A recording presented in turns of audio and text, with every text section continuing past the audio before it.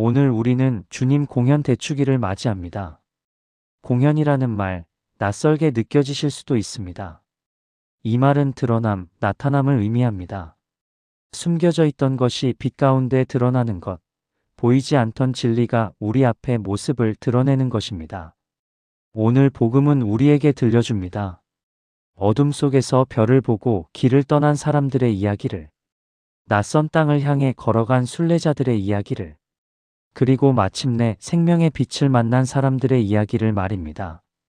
이 이야기는 2000년 전 베들레헴에서만 일어난 일이 아닙니다. 지금 여기 우리의 이야기이기도 합니다. 우리는 동방에서 그분의 별을 보고 그분께 경배하러 왔습니다. 동방에서 온 박사들. 성경은 그들이 누구인지 자세히 말하지 않습니다. 몇 명이었는지도 이름이 무엇인지도 명확하지 않습니다.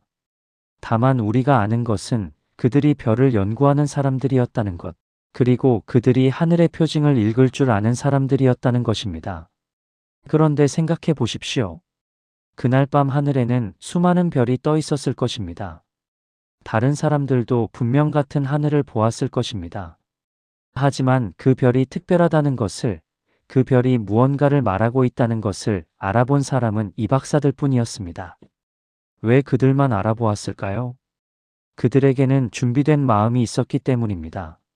진리를 갈망하는 마음, 새로움을 받아들일 수 있는 열린 마음, 그리고 무엇보다도 그 진리를 위해서라면 모든 것을 떠날 수 있는 용기가 있었기 때문입니다. 별 하나를 보고 그들은 떠납니다. 얼마나 걸릴지도 모르는 여정을, 무엇을 만날지도 모르는 모험을. 하지만 그들은 주저하지 않습니다. 왜냐하면 그들은 알았기 때문입니다. 이 별이 그저 하늘의 현상이 아니라 하느님께서 보내신 표징이라는 것을 말입니다. 우리는 어떻습니까? 우리 삶에도 별이 뜹니다. 하느님께서는 끊임없이 표징을 보내십니다. 어떤 이에게는 한 사람과의 만남으로, 어떤 이에게는 한 권의 책으로, 어떤 이에게는 삶의 위기로, 또 어떤 이에게는 말할 수 없는 평화의 순간으로 다가오십니다. 문제는 우리가 그것을 알아보느냐는 것입니다. 우리의 마음이 준비되어 있느냐는 것입니다. 이 말을 듣고 헤로데 임금을 비롯하여 온 예루살렘이 깜짝 놀랐다. 박사들이 예루살렘에 도착했을 때 그들의 질문은 도시 전체를 흔들어 놓습니다. 유다인들의 임금으로 태어나신 분이 어디 계십니까? 얼마나 순수한 질문입니까? 얼마나 솔직한 갈망입니까? 하지만 이 질문은 헤로데를 두렵게 만듭니다. 온 예루살렘을 불안하게 만듭니다. 왜일까요? 헤로데는 자신의 왕좌를 지키는데 평생을 바친 사람이었습니다. 권력을 위해서라면 자신의 가족까지도 죽이는 것을 주저하지 않았던 사람이었습니다. 그에게 새로운 왕의 탄생은 재앙과도 같은 소식이었습니다. 그리고 예루살렘 사람들도 마찬가지였습니다. 그들은 헤로데의 잔혹함을 알고 있었습니다. 새로운 왕의 소문이 돌면 또 얼마나 많은 피가 흐를지 알고 있었습니다. 그래서 그들도 두려워합니다. 여기서 우리는 두 가지 반응을 봅니다. 하나는 두려움입니다. 변화를 거부하는 마음, 자리에 집착하는 마음, 새로움을 위협으로 받아들이는 마음입니다. 헤로데와 예루살렘 사람들의 반응이 이것입니다. 다른 하나는 기쁨입니다. 그들은 그 별을 보고 더없이 기뻐하였다. 박사들은 별을 다시 보았을 때 더없이 기뻐합니다.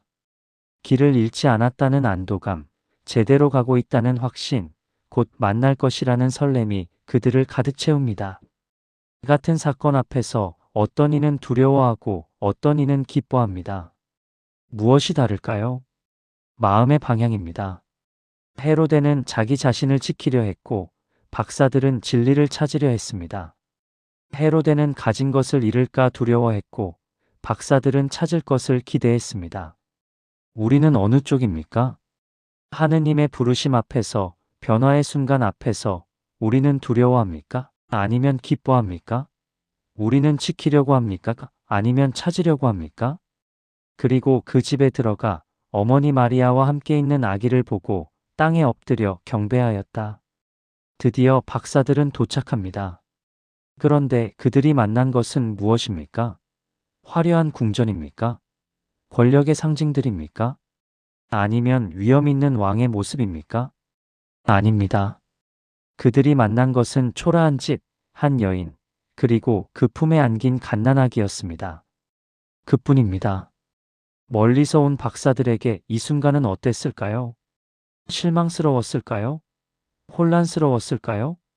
이게 정말 우리가 찾던 왕인가? 하는 의심이 들지는 않았을까요? 하지만 복음은 전합니다. 그들은 땅에 엎드려 경배했다고 말입니다. 그들은 이해했던 것입니다. 진정한 위대함은 높은 곳이 아니라 낮은 곳에 있다는 것을, 진정한 권능은 힘이 아니라 사랑에 있다는 것을, 진정한 왕은 섬김을 받으러 오신 것이 아니라 섬기러 오셨다는 것을 말입니다. 그래서 그들은 예물을 드립니다. 황금 마이너스 왕에게 드리는 선물입니다. 이 아기가 참된 왕이심을 고백하는 것입니다. 유향 마이너스 하느님께 드리는 향입니다. 이 아기가 하느님이심을 인정하는 것입니다. 몰약 마이너스 죽은 이를 위해 쓰는 향료입니다. 이 아기가 우리를 위해 죽으실 것을 예언하는 것입니다. 놀랍지 않습니까? 그들은 갓난아기를 보면서도 그분의 전체 삶을 꿰뚫어 보았습니다. 그분이 왕이시고 하느님이시며 우리를 위해 목숨을 바치실 분이라는 것을 알아보았습니다. 베들레헴, 그 이름은 빵의 집이라는 뜻입니다. 그곳에서 생명의 빵이신 분께서 태어나셨습니다. 가장 작은 마을에서 가장 큰 사건이 일어났습니다. 가장 낮은 곳에서 가장 높으신 분을 만났습니다. 이것이 하느님의 방식입니다. 하느님은 언제나 우리가 예상하지 못한 곳에서, 우리가 주목하지 않는 순간에 우리가 무시하던 사람을 통해 오십니다. 그들은 꿈에 헤로데에게 돌아가지 말라는 지시를 받고 다른 길로 자기 고장에 돌아갔다. 복음의 마지막 구절입니다. 그런데 이 짧은 문장 안에 얼마나 큰 의미가 담겨 있는지 모릅니다. 박사들은 다른 길로 돌아갑니다. 왔던 길로 돌아가지 않습니다. 헤로데가 원하는 대로 하지 않습니다. 그들은 하느님의 뜻에 순종하여 새로운 길을 택합니다. 이것이 회심입니다. 이것이 변화입니다. 그리스도를 만난 사람은 같은 사람으로 돌아갈 수 없습니다. 그리스도를 경배한 사람은 같은 길로 살 수 없습니다. 박사들은 왔던 길과는 다른 길로 돌아갑니다. 하지만 진정으로 달라진 것은 길이 아니라 그들 자신이었습니다. 그들의 마음이, 그들의 시선이, 그들의 삶의 방향이 완전히 달라졌습니다. 그들은 이제 별만 보는 사람들이 아닙니다. 별을 보내신 분을 만난 사람들입니다. 그들은 이제 진리를 탐구하는 학자들만이 아닙니다. 진리 자체를 만난 증인들입니다. 그들의 여정은 끝났지만 진짜 여정은 이제 시작입니다. 그들이 자기 고장에 돌아가서 무엇을 했을지 우리는 알지 못합니다. 하지만 한 가지는 확실합니다. 그들은 분명 다른 사람이 되어 돌아갔을 것입니다.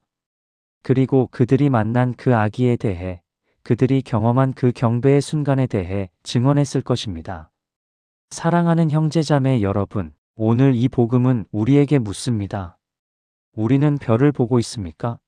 하느님께서 우리 삶에 보내시는 표징을 알아차리고 있습니까? 우리는 떠날 준비가 되어 있습니까? 익숙함을 벗어나 편안함을 떠나 진리를 향해 나아갈 용기가 있습니까? 우리는 낮은 곳에서 주님을 찾고 있습니까? 화려함이 아닌 소박함에서, 권력이 아닌 사랑에서, 높음이 아닌 낮음에서 그분을 발견할 수 있습니까? 그리고 우리는 다른 길로 살 준비가 되어 있습니까?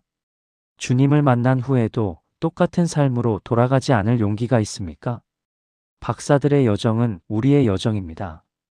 그들이 별을 따라갔듯이 우리도 주님의 부르심을 따라갑니다. 그들이 경배했듯이 우리도 무릎 꿇습니다.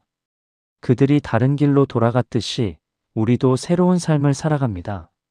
오늘 이 순간도 주님께서는 우리를 부르십니다. 오너라. 나는 여기 있다. 그 초대에 응답하는 것, 그것이 우리의 믿음이고 우리의 희망이며 우리의 사랑입니다. 잠시 침묵 속에서 내 마음의 별은 무엇인지, 내가 찾아 나서야 할 그분은 어디 계신지, 그리고 내가 돌아가야 할 새로운 길은 무엇인지 생각해 봅시다. 아멘.